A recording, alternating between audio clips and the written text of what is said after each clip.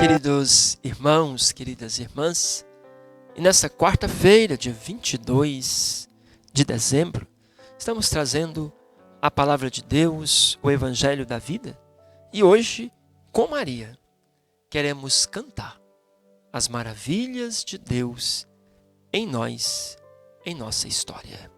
Em nome do Pai, do Filho e do Espírito Santo. Amém. A vós, irmãos e irmãs, graça e paz, da parte de Deus o Pai e de nosso Senhor Jesus Cristo. Bendito seja Deus que nos reuniu no amor de Cristo. O Evangelho, Lucas, capítulo 1, versos 46 ao 56.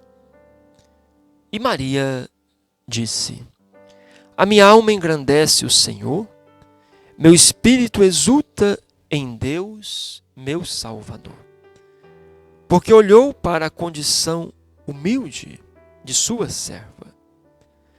Todas as gerações, desde agora, me chamarão bem-aventurada, porque o Poderoso fez por mim grandes coisas.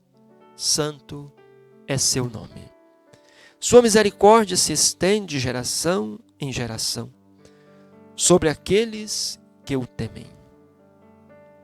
Ele manifestou o poder com seu braço, dispersou os soberbos nos pensamentos de seu coração. Depôs os poderosos de seus tronos e exaltou os de condição humilde. Encheu de bens os famintos e despediu os ricos sem nada.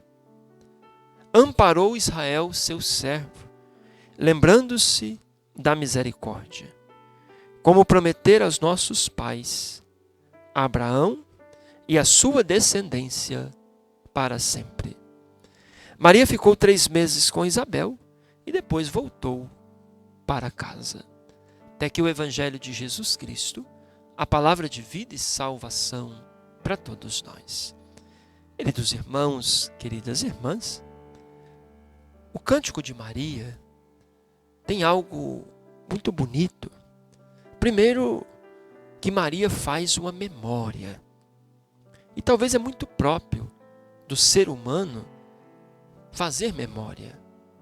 E quando nós damos conta de fazer uma memória afetiva, uma memória alegre, uma memória gratuita e generosa da nossa história, não apenas procurando aquilo que deu errado, não apenas tentando chorar, reclamar do que não aconteceu como queríamos, mas como damos conta de ler a nossa história com o olhar da fé e de contemplar os feitos de Deus, as maravilhas que o Senhor realizou por nós em nossa história, isso é fé.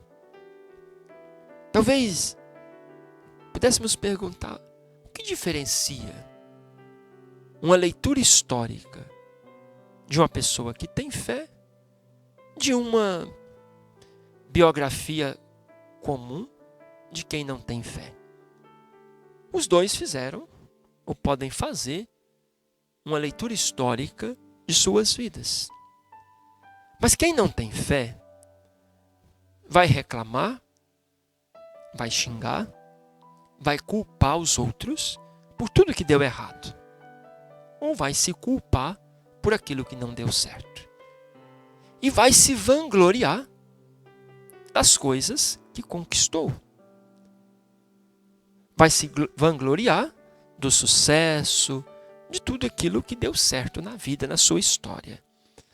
Uma pessoa que tem fé já lê a sua história de um outro modo. Não lê a sua história a partir da perspectiva da pessoa humana, mas da perspectiva de Deus. Tudo concorre para o bem daqueles que creem em Deus. Aquilo que não deu certo Podemos ler como, talvez, um pecado? Sim. Pecamos, desviamos, e por isso as coisas não aconteceram como deveriam. Ou podemos ler, não deu certo, mas porque não era tempo ainda. Deus estava preparando a promessa. Ele ia cumprir, mas naquele momento não. Ou ainda podemos pensar, é a opressão dos outros, é o pecado dos outros, mas Deus não ficou feliz. E aquilo que deu certo, também não é vangloriar-se, mas é dizer, Deus é bom, mesmo com meus pecados, mesmo nas minhas fragilidades, Deus agiu em meu favor. Ele veio em meu socorro e me salvou daquela situação de morte, daquela situação de dificuldade. Então, uma pessoa de fé olha para a sua história não como olhando-se no espelho e vendo a sua própria face, mas olha para a sua história e contempla o agir de Deus. É assim que Maria lê a história da salvação.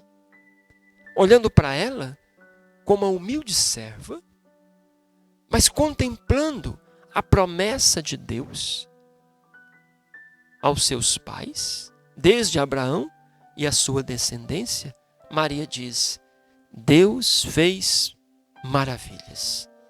Santo é o seu nome. A justiça de Deus se cumpriu. E aqui Maria é muito profética. A justiça de Deus se cumpriu.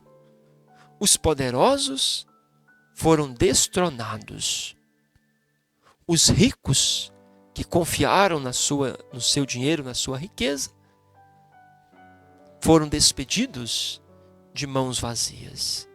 E os pobres que confiaram no Senhor se alegram em Deus, pois Ele não deixou desamparado aquela que nele colocou a esperança. Então Maria se coloca na grande caminhada do povo de Deus.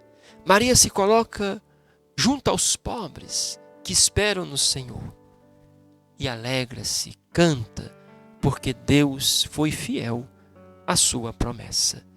Então, nesse dia que nós estamos contemplando Maria, cantando as maravilhas de Deus, quem sabe, seria bom também, nós já chegando ao final do ano, né, fazermos uma leitura de fé da nossa história, contemplando as marcas de Deus.